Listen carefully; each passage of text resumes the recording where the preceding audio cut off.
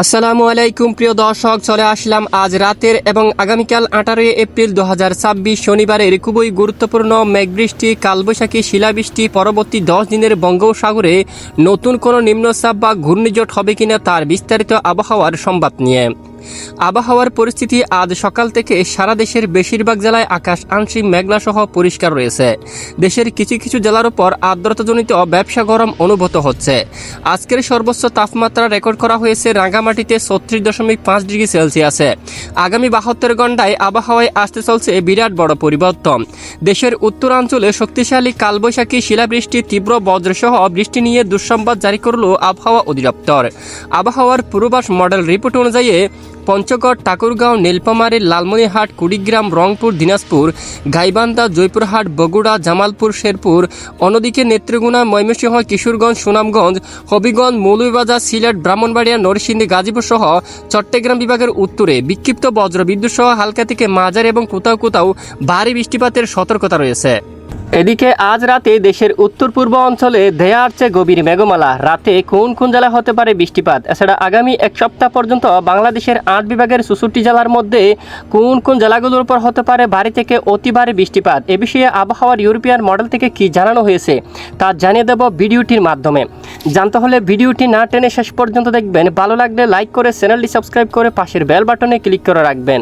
আর ভিডিওটি আপনি কোন জেলা থেকে লাইভ দেখছেন কমেন্ট করে জানিয়ে দিন। এই মুহূর্তে সরাসরি আমরা মেঘ বৃষ্টি মোড়ে চলে আসলাম। তো আগামীকাল শনিবার 18 এপ্রিল নাগাদ দেখা যাচ্ছে সকাল থেকে একেবারে সন্ধ্যা ও রাত পর্যন্ত দেশের বেশ কিছু এলাকায় আকাশ আংশিক মেঘলা হতে পারে এবং আগামীকাল শনিবার 18 এপ্রিল দেশের কয়েকটি অঞ্চলে তীব্র বজ্রবিদ্যুৎ সহ হালকা থেকে মাঝারি ধরনের বৃষ্টিপাত হওয়ার সম্ভাবনা দেখা যাচ্ছে। বঙ্গোপসাগর থেকে দক্ষিণা জলীয় বাষ্প বাতাস প্রবেশ করবে দেশের উপর, যার কারণে খুলনা বিভাগের কিছু কিছু এলাকায়, এদিকে যশোর, লোহাগাড়া, শালকুপা, ফরিদপুর, এখানে কিছু কিছু এলাকায় বজ্রবাহী মেঘ তৈরি হয়ে বিক্ষিপ্ত আকারে বৃষ্টিপাত হওয়ার সম্ভাবনা থাকবে।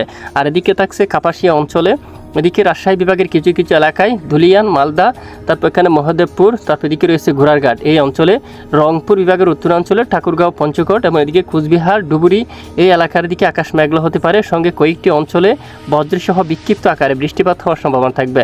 পাশাপাশি আরও কিছুটা বৃষ্টিপাতের সম্ভাবনা দেখা যাচ্ছে, বিশেষ করে রাজধানী ঢাকা বিভাগের উত্তরাঞ্চলে এবং ময়মনসিংহ বিভাগের কিছু কিছু এলাকায়, এদিকে সিরাজগঞ্জের দিকে, সরিষা বাইরের দিকে, বগুড়া, তারপর এদিকে নন্দিনী গ্রাম এই অঞ্চলের দিকে, সরিষা বাইরে যে এখানে জলকাত্র, জামালপুর এই অঞ্চলের দিকে আমরা বৃষ্টিপাত হওয়ার সম্ভাবনা কিন্তু দেখতে পাচ্ছি। সেটা সন্ধ্যা ও রাতের মধ্যে মেহেরপুর বা আশেপাশে অঞ্চলে, এখানে খাতুয়া, নালহাটি এই অঞ্চলে ভারতের পশ্চিমবঙ্গের উপর বজ্রসহ বৃষ্টিপাত হতে পারে এবং রংপুর বিভাগের উত্তরাঞ্চলে এবং রাতের দিকে গুয়াহাটি, ঘোলাপাড়া এই যে দেখুন এখানে ব্যাপক বজ্র বিদ্যুৎ সহ হালকা থেকে মাঝারি ধরনের বৃষ্টিপাত হওয়ার সম্ভাবনা থাকবে।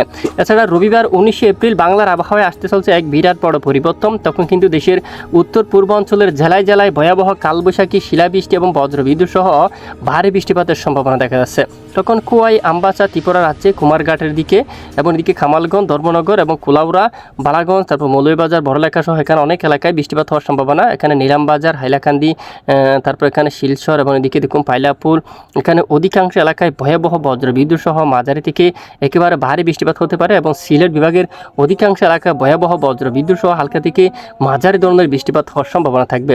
এদিকে দেখুন গোলাপগঞ্জ, তারপর চরখাই, সিলেট, তারপর এদিকে চাতক বাজার এবং দেখুন এখানে বালাগঞ্জ, নেত্রকোনা সহ এই অঞ্চলে ভয়াবহ বজ্রসহ বৃষ্টিপাত হওয়ার সম্ভাবনা থাকবে। এছাড়া দেশের উত্তরাঞ্চলের অধিকাংশ এলাকায় আগামী রবিবার 19 এপ্রিল আকাশ মেঘলা থাকতে পারে। ময়মনসিংহ বিভাগের সকল জেলায়, সরিষাবাড়ি, সিরাজগঞ্জ, তারপর এখানে ফুলপুর, নেত্রকোনা, তারপর এদিকে রয়েছে গাইবান্ধার দিকে, বগুড়া, তারপর ঘোড়ারঘাট, দিনাজপুর, রংপুর, এদিকে ঠাকুরগাঁও, পঞ্চগড়, এখানে দেখুন দেবীগঞ্জ, তারপর রয়েছে জলঢাকা, লালমনিরহাট, তারপর এখানে দেখুন শীতলকুচি, এখানে বেশিরভাগ এলাকায় আকাশ প্রায় মেঘাচ্ছন্ন থাকতে পারে, সঙ্গে বৃষ্টিপাত হতে পারে বিক্ষিপ্ত বজ্রসহ। আর এদিকে দেশের মধ্য অঞ্চল এবং দেশের এখানে খুলনা, বরিশাল, চট্টগ্রাম বিভাগের বেশ কিছু এলাকায় আকাশ প্রায় পরিষ্কার থাকতে পারে। ভারতের পশ্চিমবঙ্গের আকাশও কিন্তু প্রায় পরিষ্কার থাকার সম্ভাবনা রয়েছে।